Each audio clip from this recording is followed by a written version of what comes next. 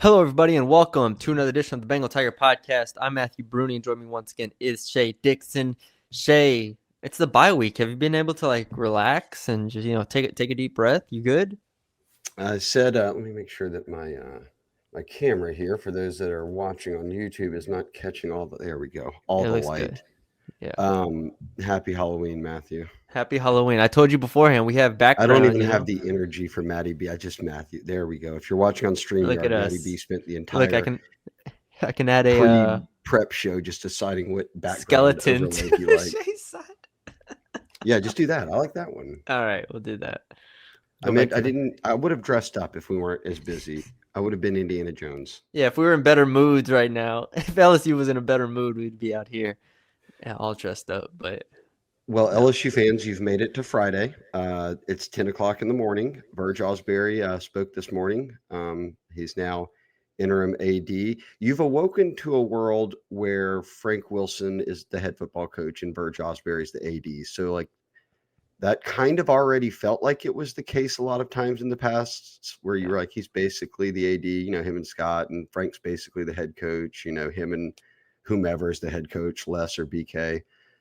So that much doesn't really change. But boy, what a wild week. You pick two guys in Frank and Verge who stabilize it. But LSU fans, as I was saying, you've made it to Friday at 10 a.m.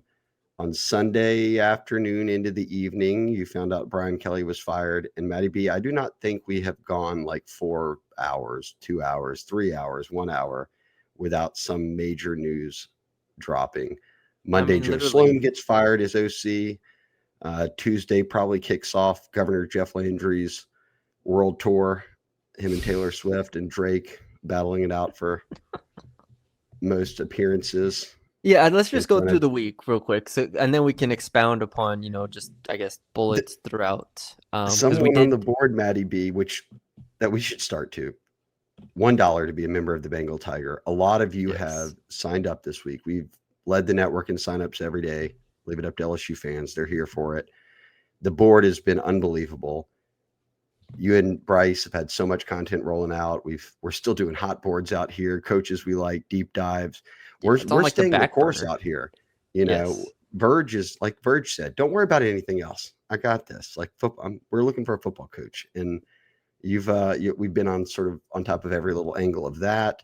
Yeah. But $1 to become a member, and you get everything at On3. So everything Nakos is doing on the national side, everything Chris Lowe wrote an amazing article with Nick Saban quotes before he even got to College Game Day, talking about the LSU job and everything else, and Lane Kiffin, and it was really well written. That's on the site.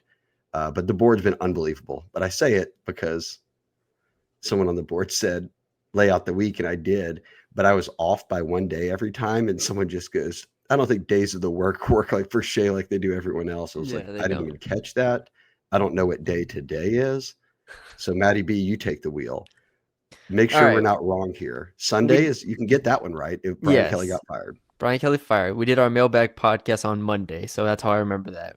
Brian Kelly got fired. We did a reaction podcast. We remember all that. And then on Monday morning, Joe Sloan was fired, offensive coordinator. So immediately we're like, okay, new head coach, new offensive coordinator. I mean, really no offensive coordinator, but Alex Atkins will be calling plays. We knew all that aspect. Frank Wilson as the interim head coach. We're like, okay, cool. Frank had a press conference. I believe that was Tuesday evening, if I'm not mistaken. Was that Wednesday, Tuesday evening? Again, the days Tuesday run evening. together. Tuesday Tuesday evening. evening. And I thought he did well. Talked about keeping this Very program well. together. Talked about the recruiting side of it. You asked some questions. Bryce asked questions, and I thought he just did a really good. I mean, we even got like a World War II reference in there from him. Really channeling in the Frank Wilson energy that we need, and I thought he did a real good job. So we can start there. Frank Wilson, interim head coach, seems like he has everybody together. No opt outs, no decommitments, as we've talked about. Everything seems stable in terms of inside of the building. They were going to have a bunch of days off this week. In the Brian Kelly era of bye weeks, like the team gets off like all but like 2 days. Frank reverses course. Everyone's staying around. He said it was so important that the team be around each other. they did Tiger Ball Day or whatever, where like all the backups get to Yeah. play and then the starters coach them. And he said that was fun for everybody. And you're trying to get through a bye week and you can't block out the noise here. It's everywhere. Like, not only did your head coach get fired, the AD's out now, the governor's publicly talking about, contracts. We'll get into all that. The head coach search. Now Verge is kind of stabilizes things as an interim AD with Scott Woodward stepping down, parting ways, agreeing to part ways, whatever you want to paint it. And we'll talk more about Jeff Landry and Yeah. the governor basically saying that it was over for Scott Woodward. So that news comes as no major surprise, really just the timing of it being all in the same week as Brian Kelly getting fired. But I think we do need to, and everyone out there, you can go anywhere on your Spotify, Apple Music, whatever, YouTube, everyone's just going to be talking about not even Brian Kelly fired anymore, just like the Jeff Landry to Scott Woodward drama that, kind of filled the news cycle, and skip over the fact that Frank is interim now. Thank God they're on bye, right? Like they don't play tomorrow, which would be like, I forgot people play football still. They have 4 games left. Yeah. We're too deep into this. Frank got so many former players back for the run. They had like a team run at like 7 a.m. this week, Wednesday or Thursday, probably Thursday. It was. And, Thursday, yeah. You've got people on staff. Kyle Williams played here. Corey Raymond played here that now coach here. So they were there, but also a lot of former players. Insminger was front and center up there at the team run. So he's a former player coach that came back, and a lot of others who are around Baton Rouge were there. But Rohan spoke to the team, one of my favorites. Jacob Hester spoke to the team, one of my favorites. And it was all just about, look, the 3 letters, right? LSU. You can't block out the noise, but you can hone in and just focus on 4 games left, a month left of football. For some guys, it's the last time they'll ever play at LSU. Other guys are young guys who are just trying to get through their first year. So it made perfect sense to put Frank in this spot. And at his press conference, what we're talking about is he spoke of just team unity, that it's got to be about LSU, that it's bigger than all these guys, and that they need to buy in and realize that. And if anyone was going to galvanize the team and be able to get the fan base sort of rally behind them for a final month, it's going to be Frank. I mean, he was here through the last years. Like, he knows this program and state as well as anyone, and that's kind of what you needed, right, Maddie B? Like, we'll figure out the head coach later. You have a month of a season left. You have to keep a team together. You have a signing class, as you noted, of high school kids that are committed here, that none have decommitted, which usually happens with head coaching searches. Penn State had everyone basically decommit. Nobody's backed off their commitment. The only way that you can keep that together is someone like Frank, who knows everybody and knows their parents and can kind of say, hey, look, stick with us here and we'll do this together. And that's where they're at. So fortunately, they do have someone like that on staff, because if you didn't, I'm not sure where you'd be right now. And I certainly don't think you wouldn't have any decommitments, and you wouldn't have guys being vocal on Twitter and saying, I'm opting out, or I'm not playing anymore, I'm taking a red shirt. Like, we don't hear any of that right now, which is wild to think in the wake of a head coach being fired, let alone everything else that's happened this week. Yeah, I do think it was really important for Frank, and this isn't a surprise that Frank knew what to do here, but to bring all those former players back and to show that this is not just about the team that is on the field. It's not just about the 85 or however many guys that are in the locker room right now. This is about hundreds of alums that are still watching, still heavily invested. This is about thousands upon thousands, about hundreds of thousands of millions of people that are invested into this emotionally, physically, and financially, everything. I think they did a good job of making sure everybody understood that this, opting out is not. I mean, especially 8 games into the year, we know who was already going to redshirt, and most of those freshmen have already played like 1 or 2 games. Like, they're redshirting no matter what. Like, there's no point in you opting out at this point. So you just finished the year, 4 games left, finish strong. So I think he did a good job with that. And it's so much easier to say it because that's the obvious, like, you have a major coaching change. Head coach is as big as it gets, and you've lost a coordinator, right? So, like, you've made decisions to part ways with 2 people in the program who we're in charge of one side of the football and we're in Yeah. charge of the whole program. And when that happens, you often talk about stabilizing it and, you know, alignment and unity, because that's what everyone's always talked about for decades when you have a coaching change. When you're doing it in the NIL era and doing it in this era where it feels like, it makes it that much harder for guys, for you to feel like, oh, we have guys who just want to be at LSU for LSU. Like Michael Brockers, I thought T-Bob and them had a great podcast this week. Brandon Taylor, if anyone hasn't listened to it, go just Google T-Bob or Barstool or whatever and LSU guys. But Fahoko kind of was on it and repped the modern era. And then BT and Brock and T-Bob were obviously all from kind of that 07-08 range through 2011 when they made the Natty. And this guy's Brockers put it best. He said, we got our little $300 a month and we were just here for LSU. And I'm in my shout out Cordell Music, member of the site. I'm in my blood, sweat, and tears sweatshirt today, hoodie. Felt appropriate. But he said that's what it was. And Jacob Hester talked about that this week. Like, we have put so much blood, sweat, and tears into this program. And as you noted, it's hundreds, thousands of former players who weren't in the NIL era. They weren't in anything, but we're here for LSU. Verge talked about that today when a former player is now your interim AD. Said, I came here, I was last on the depth chart. Worked my way all the way up to be an interim AD here, and I think he dropped out. I led the team in tackles in there at some point, but, never let the playing days die there. But it's got to mean something, right? Like, now you're interim AD, played here, knows it. I mean, he's connected politically with the Morial family, and what he's married into, his wife, is about as connected as anyone in the state on that side. And the football side, Verge played here. His son's on the team. One of his sons is on the team. But your interim head coach is Frank. Like, all of that makes perfect sense right now, because it seems like they've gone off the rails. And Verge came out today and said LSU football isn't, I don't want to, what was his exact quote? It's like, is not falling apart. Like, we've got still this. LSU.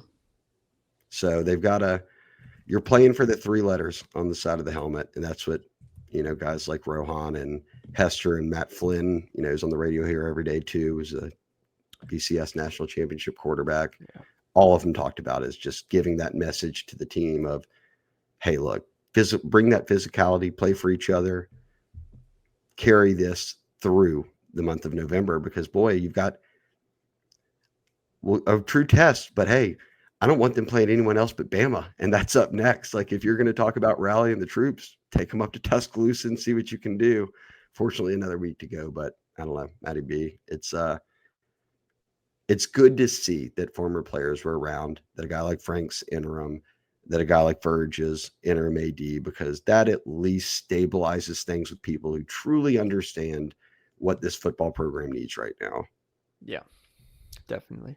All right, let's go to our first ad read and our first sponsor here of the podcast, Brunt.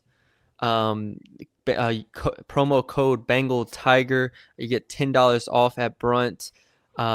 Choosing work boots used to mean sacrificing comfort or durability. They felt good, they didn't last. If they lasted, they wrecked your feet.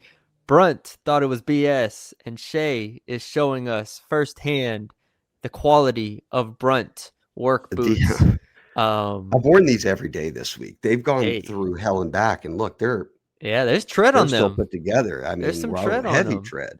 These are, I've said it, I've gone from living a sedentary lifestyle to running around nonstop like a true worker, a man of the people this week. Yes. And the Brunts have stuck together. So for the people who are actually in the world of using their hands to put food on the table and get dirty out there, you're wearing work boots out there in Louisiana or wherever you are, I guarantee it.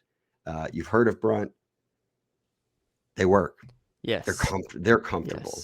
Yes. No back issues for me this week too. So shout out. And what is it? Brunt.com. I need to make sure of that, because you go on the website, check it out. And again, code Bengal Tiger, but they have a lot of options. I mean, we also have this overlay. Anything you would want. Let me see real quick. I can tell you. Yeah, it's again, limited time Brunt. The code is Bengal Tiger, $10 off your order, and you'll be good to go. It's bruntworkwear.com. Bruntworkwear.com. Bruntworkwear.com. But an Yes. unbelievable selection of stuff. It's pretty true to size. You can kind of mess around with that on there, but like I wear a 10. I ordered a 10. They fit perfectly. So Perfect. shout out to Brunt. Again, they say it's not, they've built it purely into the making it comfortable and durable, while others have been caught up in the fashion side of it. Just by doing their approach, they're into the fashion side of it because they actually look really good. Like I think all of their Yes. stuff looks good on the You can wear website. them for multiple purposes. Obviously, they're made for the hard work and the blue collar and everything, getting your hands dirty. But you can just throw them on there, and your whole day is set. So, yes, Brunt workwear. Again, code Bengal Tiger, $10 off. Go check out the website. Shay vouches for it, and I do. there we are. There's I our do. sponsor for this podcast. So shout out to Brunt Yeah, Workwear. they're getting their money's worth on this one. I bet it's going to be listened to. Yes. All right. Let's talk about next in the process is the Governor Landry aspect on Tuesday, Wednesday, I think even Thursday, Every maybe day. even. It was always something different. Initially, it was the press conference at the Capitol or around there, where he held a press conference and he was asked about the situation. And this was obviously before Scott Woodward was fired, when Scott Woodward was still the AD, but it very quickly showed that Scott Woodward would not be the AD much longer. He quickly said he is not making the choice. He has dug this state too big of a hole and has footed the taxpayers have to foot the bill. All that stuff you can go read on the Bengal Tiger, all of what he said. But that's kind of the long and the short of it. I think this definitely showed that Woodward was not going to be the AD, and I think that it showed the urgency in terms of Landry in this state being kind of fed up with the fact that Brian Kelly was at 3 years and now you have to pay him another $50+ million. And so we already know about the Ed Orgeron, but that buyout was significantly less. So now it's back-to-back coaches where you're firing them and you're paying them not to work. And that Yeah. seemed like a lot of where Landry's frustrations came from. So I guess where do you want to take it in terms of just those few days where he was there, then Pat McAfee, and then on the radio, and just what were your general takeaways? Yeah, I think that if you strip back peel back the onion here a few layers, you know that you're just dealing at the core of this with a political feud. Scott Woodward comes from the lobbyist world. He's a Democrat. Your current sitting governor, Landry, is a Republican. And they have this kind of sort of the target on Woodward's back didn't show up this week, right? Like this was something that most Yes. figured would happen. And as you go through this with no president, there's going to be school's going to announce the hire of a new president on Tuesday, which will be the first, second, the fourth, Tuesday, the 4th of November. All signs to point to McNeese as current sitting president as the likely guy to fill that role, which William Tate, President Tate, is now at Rutgers. So that was part of this as well. Like it was, most people know. I think everyone outside of Louisiana and the LSU bubble is just now figuring out, like, whoa, this is very political down there. Like William Tate had done an excellent job at LSU. He left for Rutgers because the writing was on the wall that there was going to be a push for a change. And now they're going to fill that role. I'm going to guess the president is going to tap the next AD. We'll see how that unfolds. A lot of people have pointed to McNeese's AD as maybe the front runner there, but we'll see. Right now, we just know that Verge is interim AD. And those people, like the president, for instance, the governor appoints the board of supervisors, 14 of them. There's power play dynamics there, right? Like they're the ones who are tasked with making hires like notable, when you want to go hire Kim Mulkey, well, the board still has to approve it. Landry talked about there being a committee. Verge opened up on that today of saying, hey, look, here's the people that are going to help in the search. He left it he said there's one mystery person that's involved. I'm going to guess it might be Austin Thomas there, but we'll see if Everyone was just like, no, Nick Saban, Nick Saban. Yeah, right. It's a pick your player type thing in your mind of who it is Yeah, if you want to go that route. But I guess let me just say that the governor's here at the top, right? And then you've got the school president, but you also have these 14 board of supervisors who are over in the entire system, right? Like not just at LSU and things beyond just a football search. But that group sort of between Verge and a handful of others are going to be the ones tasked with finding the new football coach. Landry kind of walked it back in a way and said, hey, look, I've said all this, but I am not going to be the person actually picking the next coach at LSU. Verge and these other people will be. So we got clarity there. And Matty B talked a bunch, like so much of the talking point was like him basically saying if Scott Woodward's not picking the coach, how can people were saying like, well, then how is Scott Woodward going to be AD? And like the new coach be like, it's like having a substitute teacher. He's going to be like, you're not in charge of me. Like what, you're not actually my boss. You didn't hire me.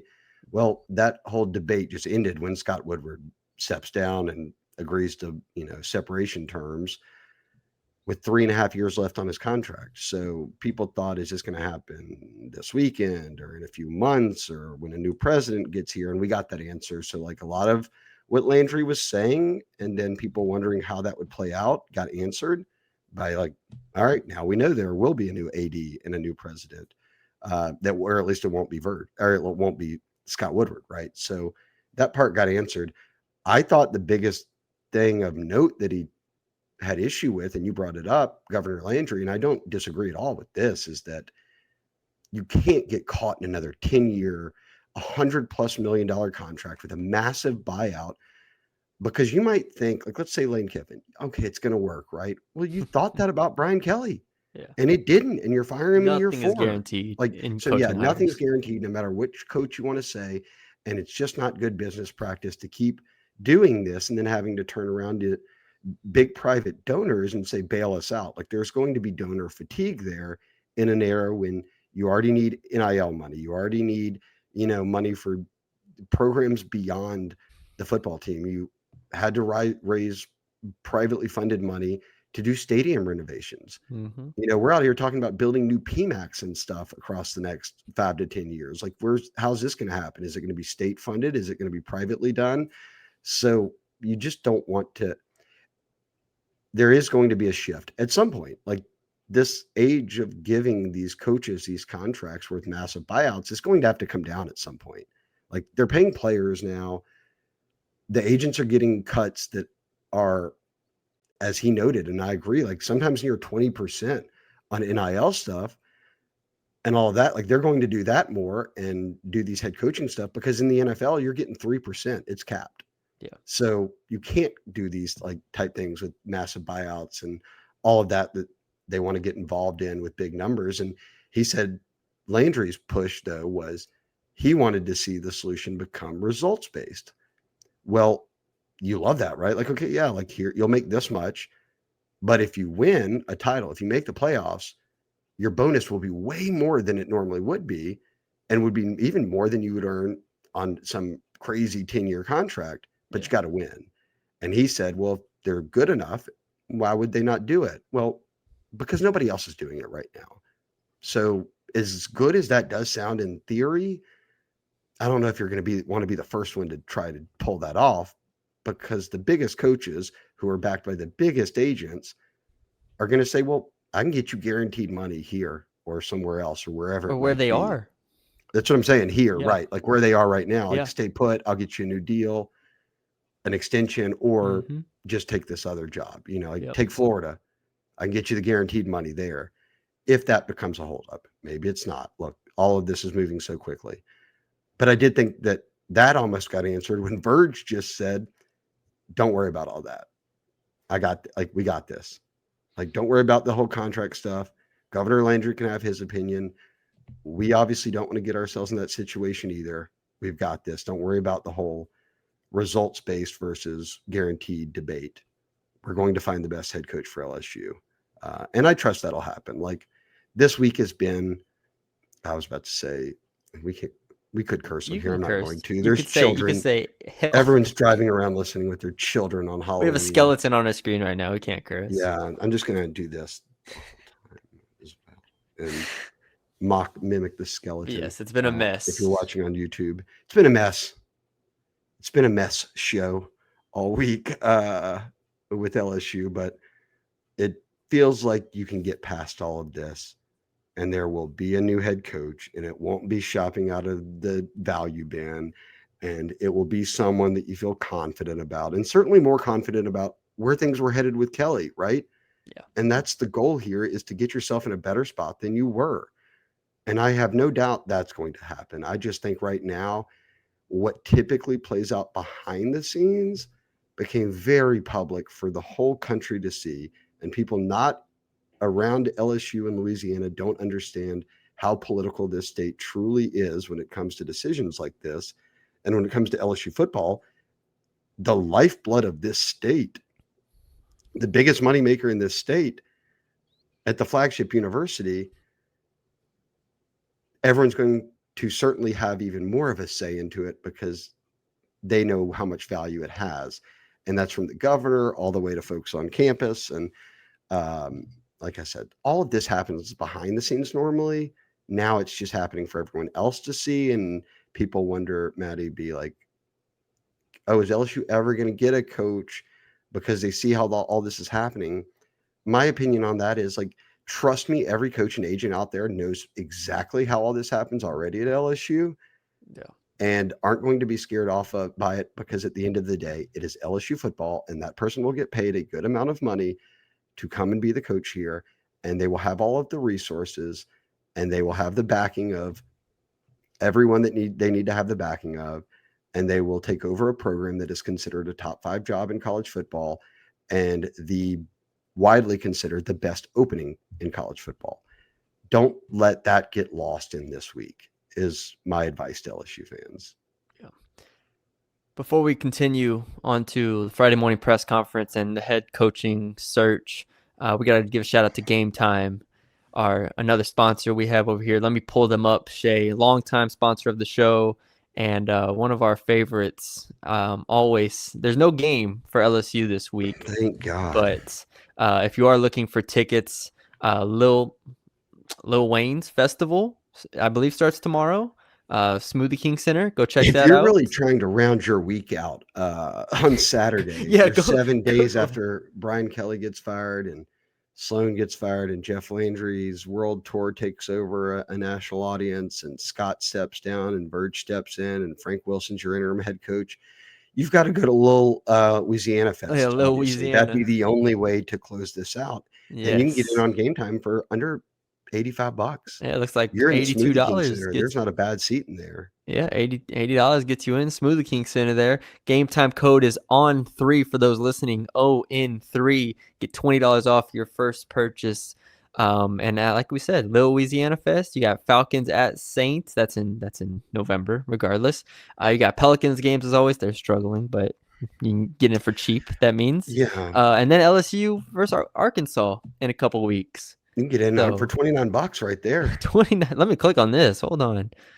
But yes, you can access on the site. You can access on the mobile app. $90 gets you a lower bowl here. I mean, geez, this is. It'll be nice weather. Oh, $68. That game's at like 11 a.m. or whatever. So yes, yeah, I'm looking at $68 here. We're rolling 75. Let's just say these prices might go down. You can sit behind the bench for $225 if you want to call plays. Yeah, they might hand you a clip of 147 right here, all the way down here. So shout out Game Time. Shout out to Game Time for. It appears a lot of LSU fans listed their tickets like in the third quarter of the A&M game, and we're just like, yes. You know what? My tickets are going on Game Time, so now you can go buy them and you can get front row at LSU, which would be fun. Yes, you can. Let's just say you can get in the building at a lot of these places, and then you get $20 off with Game Time with code ON3. So did the Pels play last night or no? Because I believe that the Pels have lost 11 straight. The Saints they're 0-4 this year. So the Saints have lost 10 of their last 11. Yikes. LSU just fired their head coach and everything else we've mentioned. So it's been a hell of a week. Tulane just got beat last night. Oh, yeah, that was rough. It's been a hell of a week for South Louisiana athletics. And I guess for the Saints and the Pels, a hell of a dating back to last year and into this year's stretch. So it's it's always darkest before the dawn, right? And just Yes. get your game time tickets to see the sunrise, 11 a.m. Arkansas. Get in, start coaching the team for $100 basically. Yes. Game time code again On3. Shout out to them. I found a new backdrop maybe. No, it's No, too that one bright. gets cut off. I like the purple one. Yeah, All right, we'll do if you're listening to this and not actually watching on We'll YouTube, you're finish it. getting We'll finish nothing out the out of it. But podcast with the purple one here. Let's wrap this up. Friday morning, hold a press conference. Verge Osbury and the chairman of the board of supervisors and another member who the name eludes me here. Scott Ballard and Carmouche were the two other people who Thank you. spoke alongside Verge. Takeaways, Both thoughts, are on the anything board. stand out to you in terms of this press conference and what we heard? Yeah, Bryce wrote a good piece for the site. You transcribed the whole thing. So if you go to the Bengal Tiger on the front page, I'll have a story up there about who's going to be involved in the coaching search for LSU's next football coach. Maddie B has the entire press conference transcript written out, which is a good read. And then Bryce did his kind of 3 takeaways, which is also a good read. I think the things I took away were about like Bryce, that they doubled down, Ballard, Carmouche, both on Scott Woodward and Jeff Landry's whole thing, and just said, hey, look, this was a joint decision. This is one that Scott came in and talked about. We talked it over, and he said, hey, look, I'm going to step down, and they've got a mutual sort of parting of ways there. So at least it doesn't drag out further when Scott obviously knew, hey, look, this is the writings on the wall here. This is where the governor wants to go with it. So he backs down. And they also opened up about sort of the governor's involvement. We talked a bit about this already, and hiring a head football coach. And they confirmed President announced Tuesday, and that Verge will move forward as sort of the person in charge. And they said, depending on how the new president starts, obviously they'll have input, but they've got a lot of other stuff they've got to deal with coming in right away. But that there'll be a committee. The committee has already, I can tell you from behind the scenes, start to put together names, right, of people they want to vet, interview, however you want to phrase it, to be the next head coach. And one of the quotes was, I've spoken to the board members and other board members, and Verge said, I was just told to get the best football coach there is. He said, don't worry about the contract stuff, which we already discussed, the whole incentive-based versus guaranteed money. He said, don't worry about that. My thing is, we're just going to get together as a team. We're going to go get the best contract. We're going to get the best coach, and we'll do whatever we have to take to get that person here. Whatever it is, we'll do. So Verge that was my biggest takeaway, is just Verge saying, look, it's good. Like, I'm here to help run the search. Some folks from the board of supervisors and others will be in on this. We're putting together a list of names. We're going to be interviewing people. The reality here at Matty B, which we need to reiterate, is like, they're not hiring anyone in the next month. Nope. Anyone that you would most likely be hiring is already coaching. Even if you want to say Frank Wilson is the next head coach, that doesn't even come for a month and a half. Like, there's a season left to be played here. We're doing this October 31st. We're not even into November. You have to play all the way through Thanksgiving and all of that. So you've got 4 games left. And Brian Kelly said November is for contenders. Yeah, so well, guess what? He's got fired because they didn't make it to November as a contender. But yes, that's to the point of like, all these teams, a lot of the coaches that we've even hypothesized are just starting in terms of like, these are big games for them every single week. And so they're, no matter where you go, even the John Summerall, even though they lost yesterday, it's like, they're still going to be playing, and they're still going to be trying to get to like 10 wins, 9 wins this year. So we'll see. Turn on your well, God, what a week. I was just about to say turn on your YouTube TV to watch everyone in action on Saturday, but now YouTube TV's out there beefing in the streets when ESPN is no longer available at the moment. We'll see if, I'm sure, like 10 minutes before kickoff on Saturday of games, it'll be like, we've reached an agreement. Yeah. But you can, if you feel that there's a sitting head coach out there you love, we've done hot boards. I just dropped my 5 names I think that they have to make a call to, which are 5 names we've talked about a lot. Don't overthink it crowd, calm down. I did have Lane Kiffin on there. But like, if you want to presume that the next head coach is someone who's out there coaching college football right now, you can just watch them this weekend and the next weekend and the next weekend. And if they lose, you cross them off. That's they've crossed John Summerall off, it appears, to fans, because he lost at UTSA. Yeah. He's the Tulane head coach for those that don't know. But it's one of those, like, I'm just trying to make the point that there's a month plus. We'll talk a lot about timelines in this podcast and on the Bengal Tiger about it. But like, if your coach is in the playoffs, you can maybe get a deal done behind the scenes, sure. But like, that coach is going to be coaching into January. So Verge just sort of drove home that reality of like, look, I'm in charge here with some others. We've got our names. We're going to be vetting folks. We're going to be interviewing people. Agents are reaching out left and right about this job. Like, LSU's good. Don't worry about how this week unfolded. There's a long way to go here, and we're going to stabilize it. So sort of brings me back to where we started. If you're freaking out about LSU right now, one thing you should feel good about is the person who's running the team, Frank, is the best person you could have picked to run the team.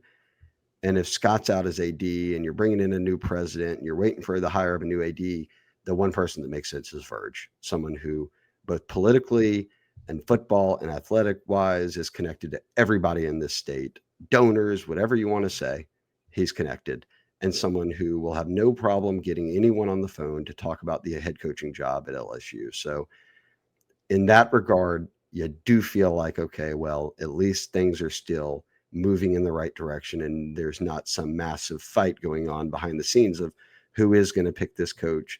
And then it gets to a situation where people feel totally like uncomfortable with where it's the direction that it's going or who's choosing the coach or whatever it might be.